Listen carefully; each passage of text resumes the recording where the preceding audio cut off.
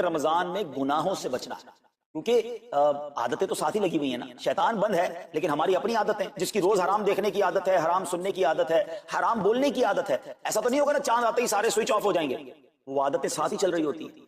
غور کیجئے کہ رمضان میں جو گناہ کرتا ہے نا، اس کا عذاب بھی بڑھ جاتا ہے، اس کی پنشمنٹ بھی بڑھ جاتی ہے. یہ ایسے ہی ہے کہ کوئی مسجد کے اندر آ کے گناہ کرے، آپ کہیں گے نا یار خدا کا خوف کرو، مسجد میں ایسا کام کر رہے ہو. کوئی مکہ شریف حرم میں اندر جا کر گناہ کرے تو کتنا شدید ہو جائے گا وہ.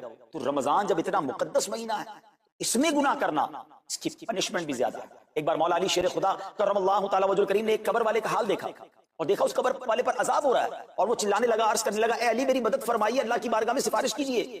مولا علی شیر خدا نے ہاتھ اٹھائے کہ مولا اسے بخش دے. ارشاد ہوا اے علی اس کی سفارش نہ کریں. عرض کی مولا وجہ کیا ہے؟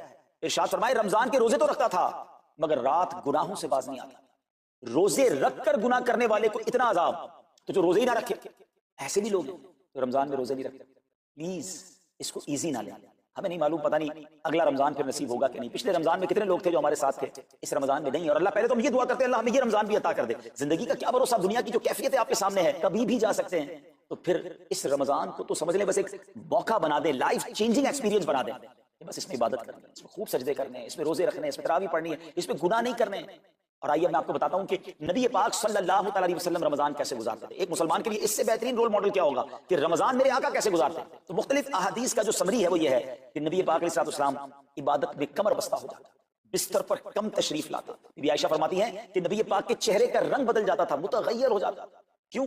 نبی پاک پر خوف خدا طاری ہوتا. آپ گر گڑاتے، آپ رات بھر التجائیں کرتے، میرے آقا رو رو کر دعاؤں میں رمضان گزارے، چہرے کا رنگ بدل جائے. اور یہاں کچھ لوگ تو وہ ہیں کہ جن کا وزن ہی بڑھ جاتا ہے رمضان میں. اتنا کھانا کھانا ہے، سحری میں زیادہ کھانا ہے کہ سارا دن بھوکا رہنا ہے، افطار میں اس لیے زیادہ کھانا ہے کہ پورا دن بھوکا رہتے ہیں، پھر رات کو 2-3 بار مزید کھانا ہے کیونکہ کل روزہ رکھنا ہے. تو رمضان فوڈ فیسٹیول نہیں ہے، رمضان عبادت کے لیے آیا ہے. لوگ تیاری کر رہے ہوں گے بھی رمضان کی، وہ کیا کر رہے ہوں گے کہ افطار میں کیا پکانا ہے، سحری میں کیا پکانا ہے، کون سا آئٹم شارٹ ہے.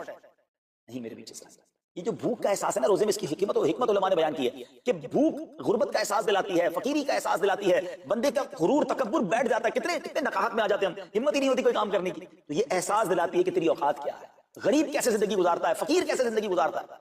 لیکن کچھ لوگ وہ ہیں جن کو بھوک نہیں لگتی کیونکہ وہ اتنا کھا لیتے ہیں یا پھر سوتے ہی رہتے ہیں. روزے کی حکمت یہ نہیں ہے. نبی پاک آنسو بہاتے تھے، آقا کا چہرے کا رنگ بدل جاتا. اور پھر بتایا کہ رمضان میں جب جبریل امین نبی پاک علیہ السلام کے پاس آتے تو آقا علیہ السلام ان کے ساتھ قرآن پاک کا دور فرماتے. اور پھر ایک اور نبی پاک کا خوبصورت انداز کہ پیارے آقا ویسے تو سب سے بڑھ کر سخی ہیں، مگر جب رمضان آتا تو نبی پاک کا دریائے سخاوت ایسے بہتا تھا جیسے تیز آندھی، بلکہ اس سے بھی زیادہ.